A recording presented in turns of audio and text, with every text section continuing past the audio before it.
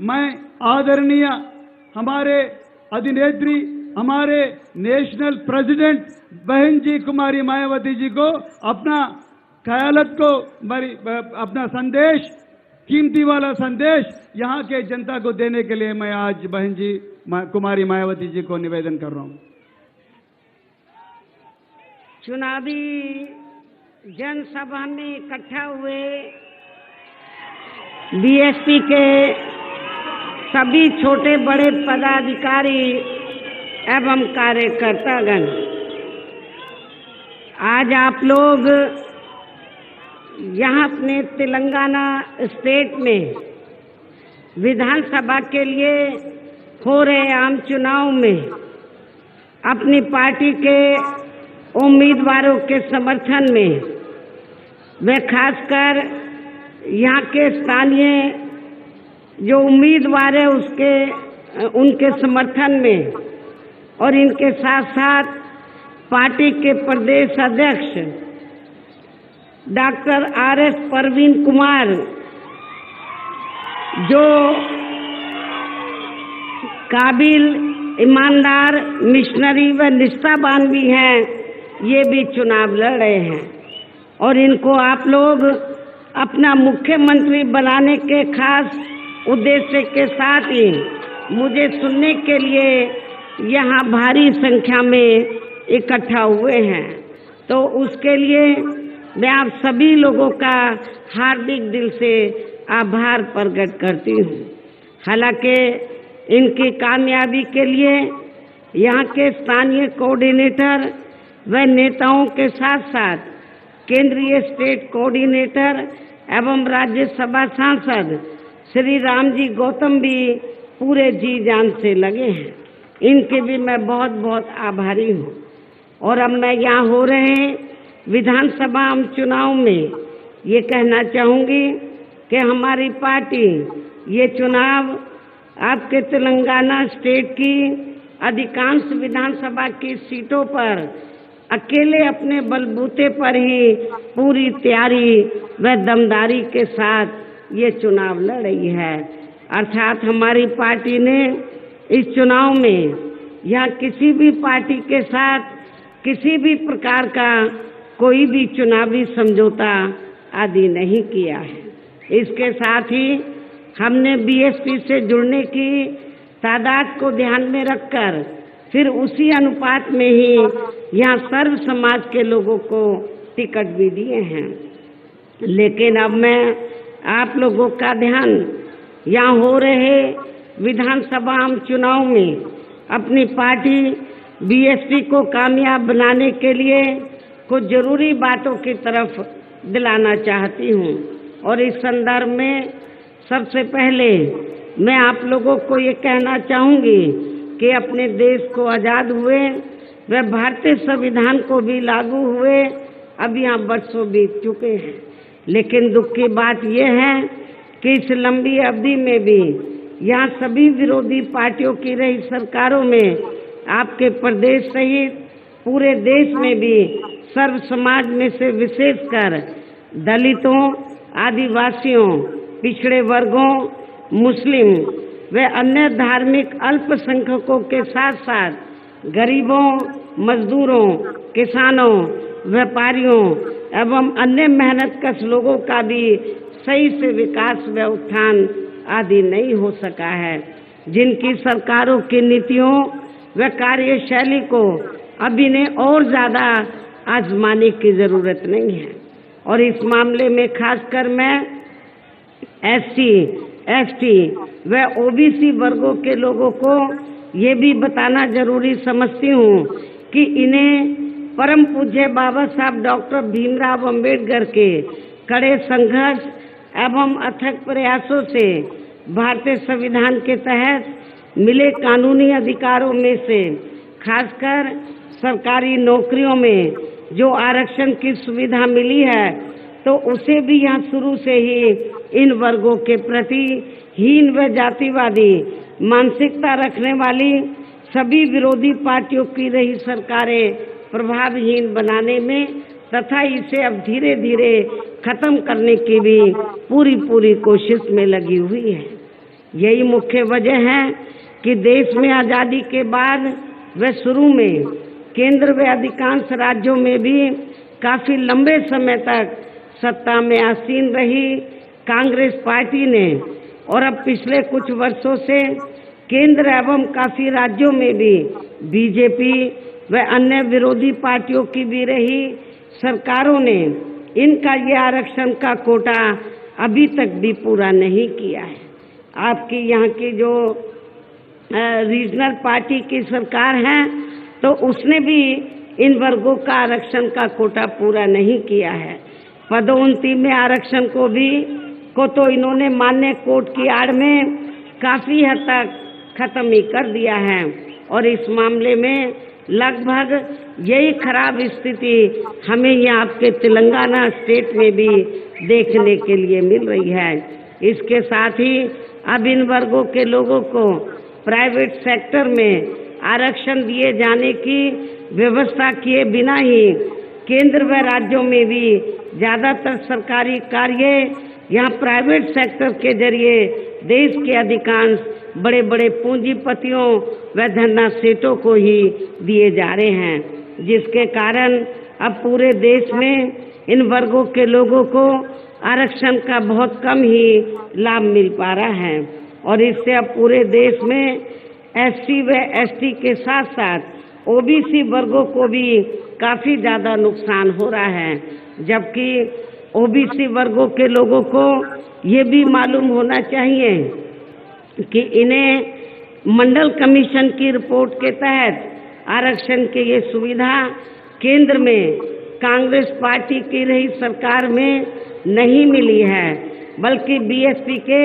कड़े संघर्ष एवं अथक प्रयासों से ही केंद्र में रही श्री बीपी सिंह की सरकार में इन्हें ये सुविधा मिली है, जिसका अब यहाँ जातिवादी विरोधी पार्टियों की सरकारें इन्हें पूरा लाभ नहीं दे पा रही हैं। इसके साथ ही श्री बीपी सिंह की सरकार के बारे में यहाँ मैं ये भी कहना चाहूँगी कि जब अंग्रेजों के जाने के बाद केंद्र में कांग्रेस पार्टी सत्ता में आई, लंबे अरसे तक सत्ता में रही, परम पूज्य बाबा साहब डॉक्टर अंबेडकर ने देश का संविधान बनाया, तो उस समय बाबा साहब के अनुयायियों ने तो केंद्र की सरकार से तो ये रिक्वेस्ट किया था, ये अपील की थी, ये मांग की थी, ये गुजारिश की थी कि बाबा साहब डॉक्टर अंबेडकर को भारत रत्न की उपाधि से सम्मानित किया जाए, लेकिन कांग्रेस पार्टी ने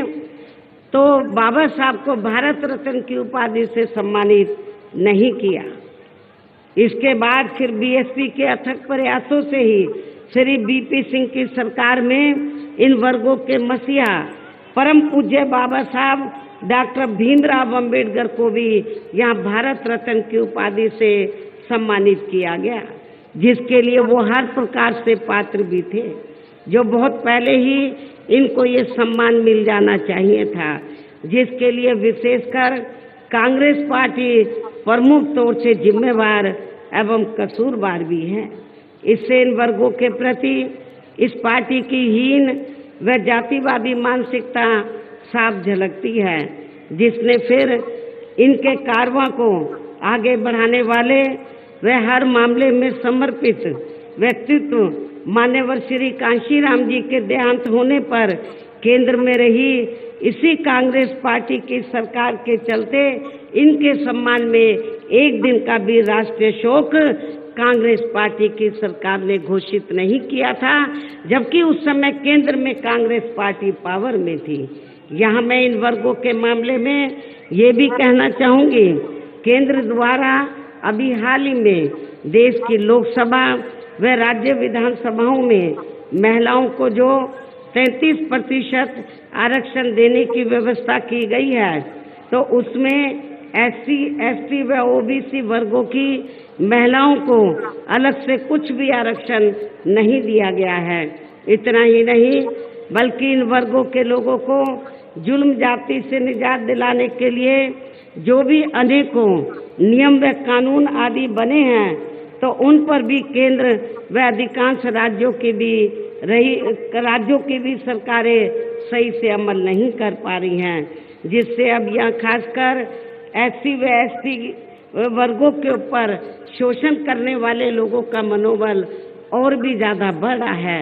और इसका सबसे बड़ा एग्जाम्पल ये है कि हमारी पार्टी के कैंडिडेट जो आपके सामने खड़े हैं, मुझे बताया गया कि अभी हाल ही में उनके ऊपर अटैक किया गया, उनके ऊपर हमला किया गया, लेकिन यहाँ की जो कानून व्यवस्था इतनी खराब है कि उन्होंने इनके ऊपर अटैक किया गया और इनको बचाया नहीं गया, इनके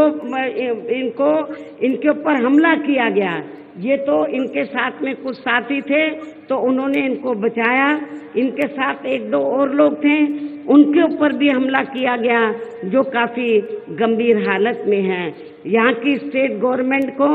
मैं ये कहना चाहती हूँ कि जब आप कानून व्यवस्था को सुधार नहीं सकते हैं तो आपको सत्ता में बैठने का कोई नैतिक अधिकार नहीं है। और इतना ही नहीं, मैं ये भी कहना चाहती हूँ कि हमारी पार्टी के उम्मीदवार के ऊपर तो जो हमला कराया गया है एक सोची समझी रणनीति के तहत कराया गया है, क्योंकि इनके मुकाबले में जो सत्ताधारी पार्टी का कैंडिडेट है और पार्टियों के कैंडिडेट हैं वो बुरी तरीके से हार रहे हैं। BSP का कैंडिडेट जीत रहा है, इसलिए उन्होंने ये इनके ऊपर हमला कराया गया। और ये सब हमें यहाँ आपके तेलंगाना स्टेट में भी वीकर सेक्शन के ऊपर जो जुल्म जाती हो रही है, ये सब हमें देखने के लिए मिल रहा है। इसी प्रकार हमें पूरे देश में मुस्लिम व अन्य धार्मिक अल्पसंख्यक समाज के लोगों की भी हालत कोई खास अच्छी नजर नहीं आती है। इनके साथ साथ अपर कास्ट समाज में से खासकर गरीब लोगों की भी आर्थिक स्थिति अभी भी पूरे देश में यहाँ काफ़ी ज़्यादा खराब व दयनीय हालत में बनी हुई है। इनके अलावा आपके प्रदेश सहित पूरे देश में सर्व समाज में से विशेषकर यहाँ गरीब, मजदूर, किसान,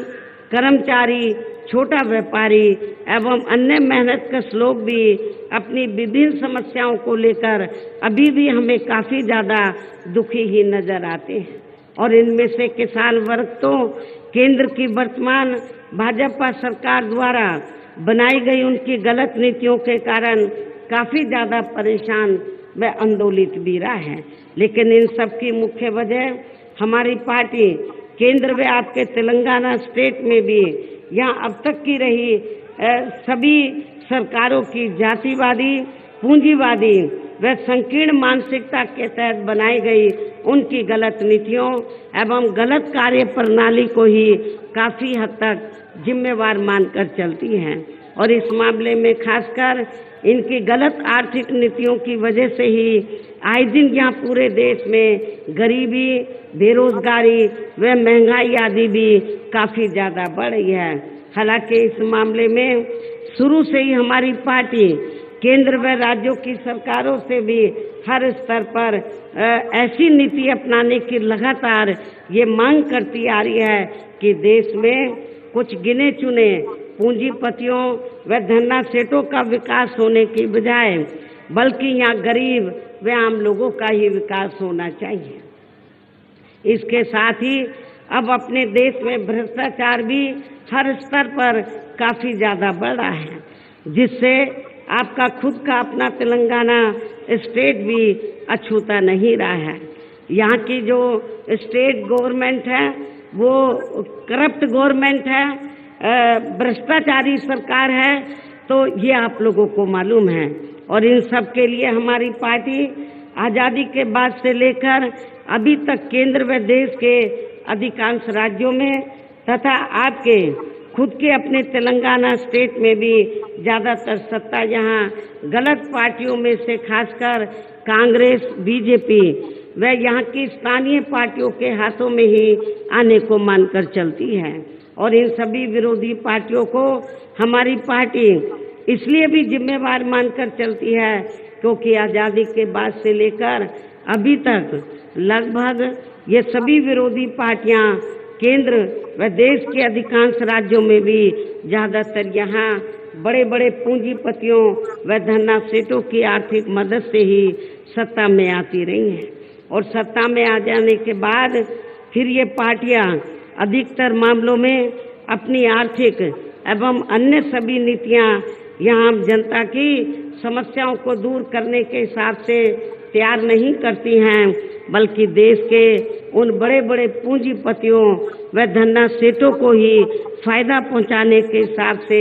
अपनी अधिकांश नीतियां तैयार करती हैं, जिनके धन व बल से चुनाव लड़कर ज्यादातर ये पार्टियां केंद्र व आपके राज्य सहित देश के अन्य राज्यों में भी अभी तक यहाँ सत्ता में आती रही हैं, जिसके कारण ही अब पूरे देश में व आपके खुद के अपने प्रदेश में भी अभी भी हमें यहाँ सर्व समाज के लोग अधिकांश मामलों में अपनी विभिन्न समस्याओं को लेकर काफी ज्यादा दुखी व परेशान ही नजर आते हैं,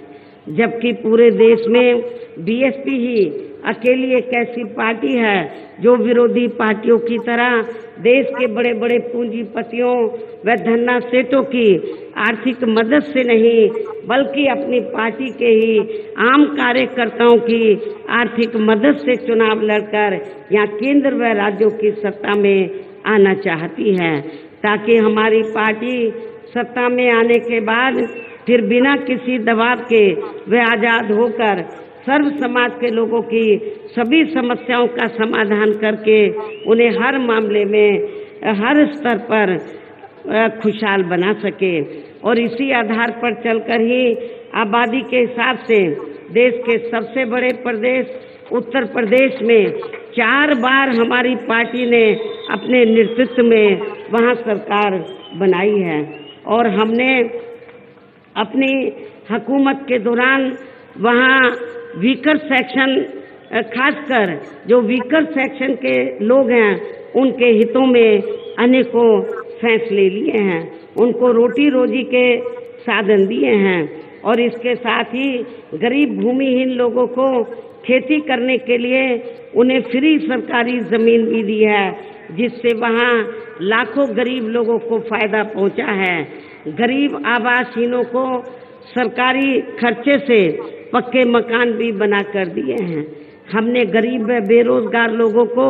बेरोजगारी भत्ता नहीं, बल्कि सरकारी व गैर सरकारी क्षेत्रों में हमने उनको बड़े पैमाने पर नौकरी भी रोजगार भी उपलब्ध कराए हैं। इसके अलावा हमारी पार्टी की रही सरकार ने वहाँ विभिन्न क्षेत्रों में लगे लोगों के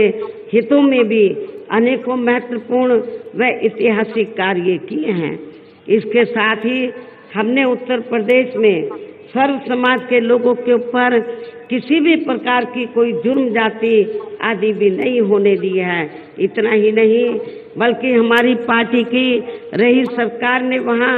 अपने देश में दलित एवं अन्य पिछड़े वर्गों में समय समय पर जन्मे हमारे महान संतों, गुरुओं व महापुरुषों में भी खासकर महात्मा ज्योतिराव फूले, छत्रपति शाहू जी महाराज, श्री नारायण गुरु, बाबा साहब डॉक्टर भीमराव अंबेडकर एवं मान्यवर श्री कांशीराम जी आदि को भी विभिन्न रूपों में पहली बार वहाँ पूरा आदर सम्मान दिया है, जिन्हें विरोधी पार्टियों के लोग अभी तक भी आसानी से पचा नहीं पा रहे हैं। और यदि आप लोग भी यहाँ अपने तेलंगाना प्रदेश में आम जनहित के व खासकर कमजोर एवं उपेक्षित वर्गों के हितों में ऐसे ही कार्य करना चाहते हैं, तो फिर आप लोगों को भी उत्तर प्रदेश की तरह ही यहाँ अपने तेलंगाना प्रदेश में भी अपनी पार्टी को हर मामले में मजबूत बना के यहाँ अपनी खुद की सर्वजन हिताय व सर्वजन सुखाय की नीतियों पर आधारित सरकार बनानी होगी, जिसके लिए अब आप लोगों को यहाँ अपने तेलंगाना स्टेट में विधानसभा के लिए हो रहे आम चुनाव में अपनी पार्टी का बेहतर रिजल्ट लाना होगा। और इसके लिए आप लोगों को वोट पड़ने तक यहाँ की सत्ताधारी पार्टी व अन्य सभी विरोधी पार्टियों के साम दाम दंड भेद आदि अनेकों हथकंडों से भी जरूर सावधान रहना है। और इस मामले में इसके साथ साथ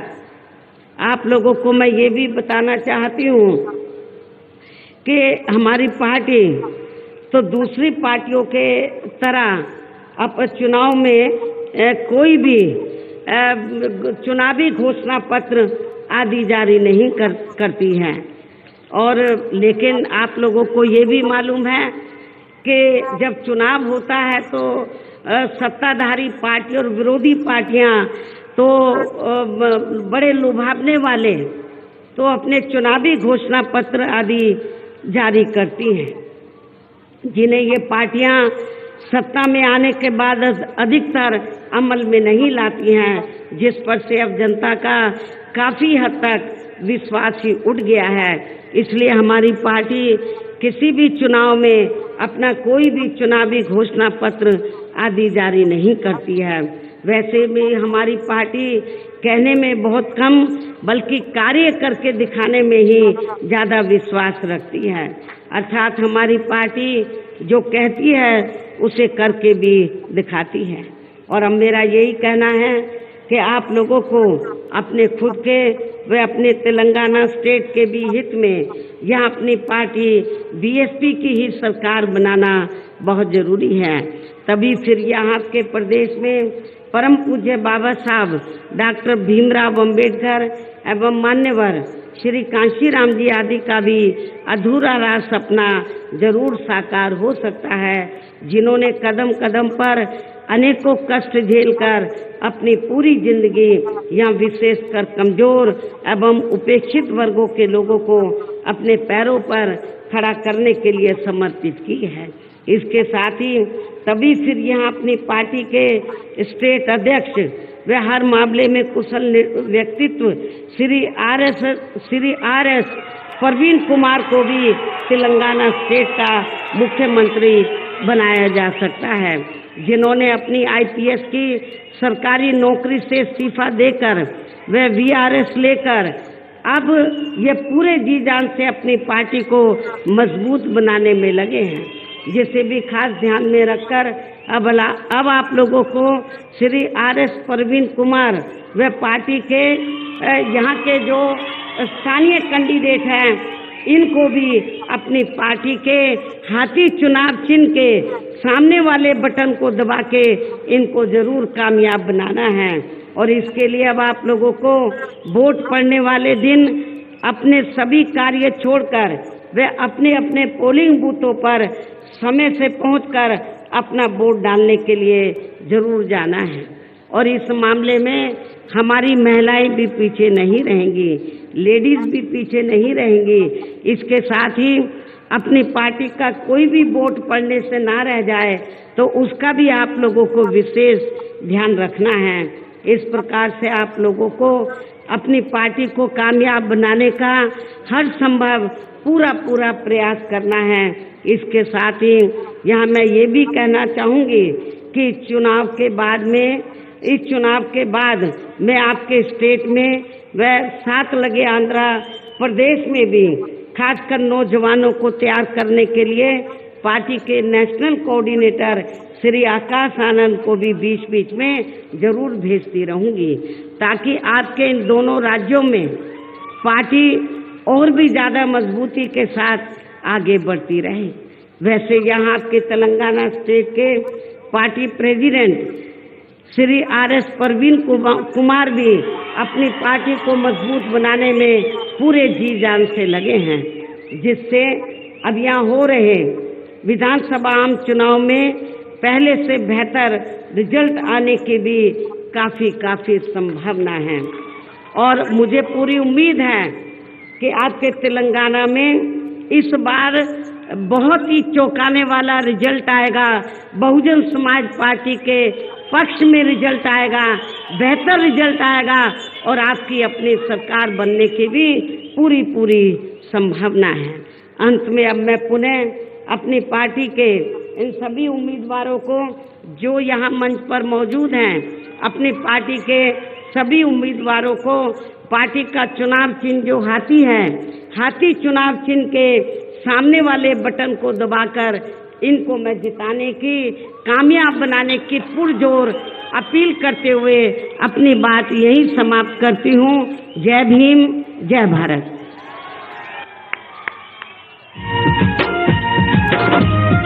बहन कुमारी मायावती गारी नायकत्वम। मायावती महनी